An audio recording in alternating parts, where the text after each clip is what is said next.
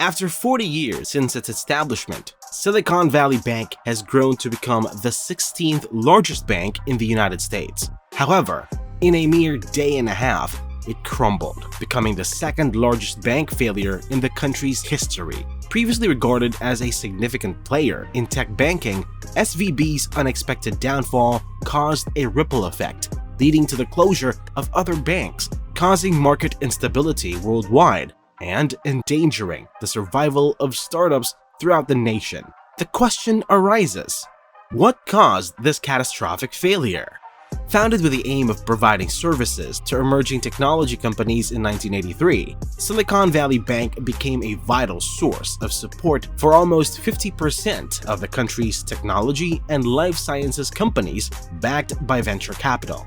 With investments from prominent companies such as Roku and Roblox, SVB grew into one of the largest banks in the United States. Certain SVB clients, due to their fast-paced operations and financial transactions, can be classified as high risk. They have a tendency to withdraw their funds from the bank quickly when issues arise. Following the banking crisis that led to the Great Recession, President Barack Obama signed the Dodd-Frank Act into law, resulting in more stringent regulation for banks like SVB. The act aims to ensure that everyone adheres to the same set of rules as stated by Barack Obama. However, during the Trump administration, some of these regulations on smaller banks were loosened. In 2018, the former president stated that, quote, "By freeing small banks from excessive bureaucracy, we are unlocking the economic potential of our people," end quote. The regulations were relaxed for banks with assets totaling less than $250 billion, including the largest banks such as Bank of America and Chase, which were previously subject to strict rules. In contrast, those in the lower tier now face relatively lenient regulations.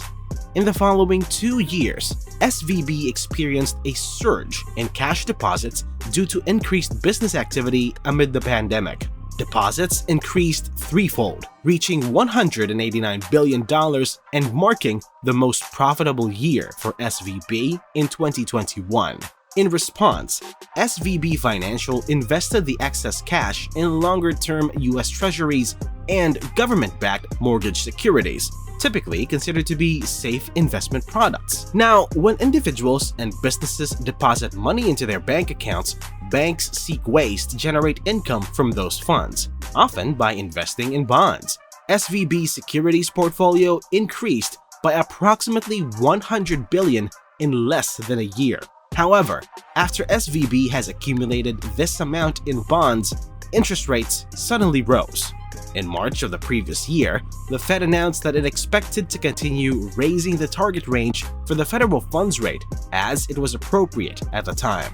Now, when interest rates rise, bond prices tend to fall, resulting in banks that hold a large number of bonds incurring losses. Similarly, SVB was faced with significant losses as its bond portfolio's value plummeted by $17 billion, representing a substantial gap between the bank's initial investment and the bond's present value on paper. This significant risk eventually led to SVB's downfall.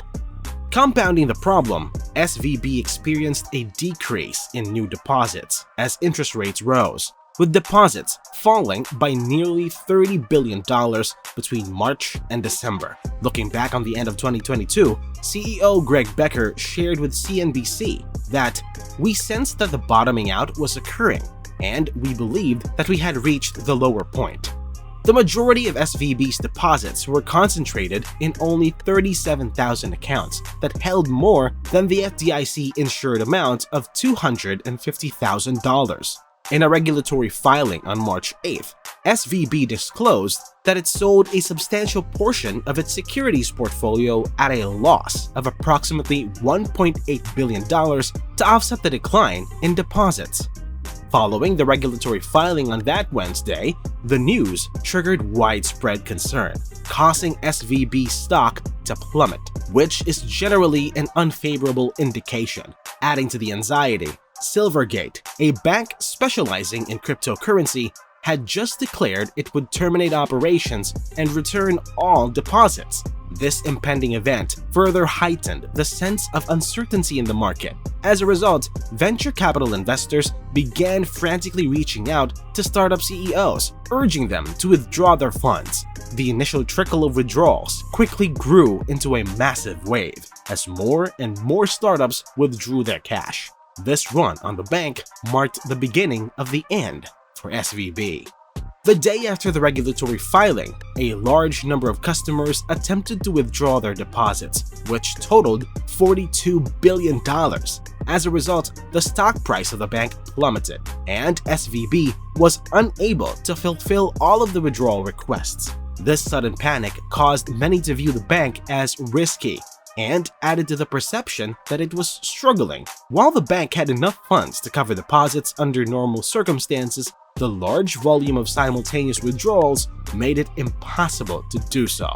The bank was seized by regulators on that day, and the FDIC reassured customers that insured deposits would be fully accessible in 3 days. However, the bank has over $151 billion in deposits by the end of 2022 that were not insured due to exceeding the $250,000 limit. Following the collapse of SVB, a second bank, Signature, also failed and was taken over by regulators 2 days later, marking the third largest failure in history. This event created anxiety among people and raised concerns about the stability of other banks too.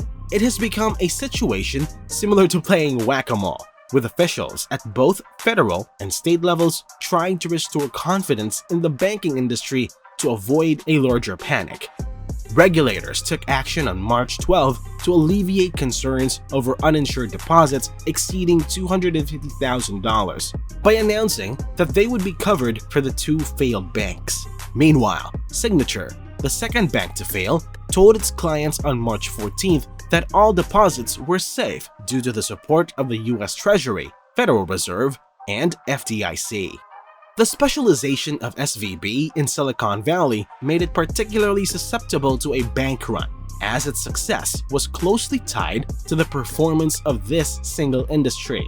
Moreover, this industry's deposits were not reliable, and its short-term nature could not necessarily sustain the bank's long-term investment in bonds. President Joe Biden and others have pointed to the rollback of the Dodd-Frank Act as a possible factor in the failures of SVB and Signature banks. President Biden announced on March 13th that he would ask Congress and banking regulators to strengthen bank rules to prevent future bank failures. The investigations into SVB are ongoing, and its clients will receive their money back. However, shareholders will not be compensated. The Treasury Secretary stated that they will not be bailing out SVB or any other banks in the future. The government is primarily focused on meeting the needs of depositors.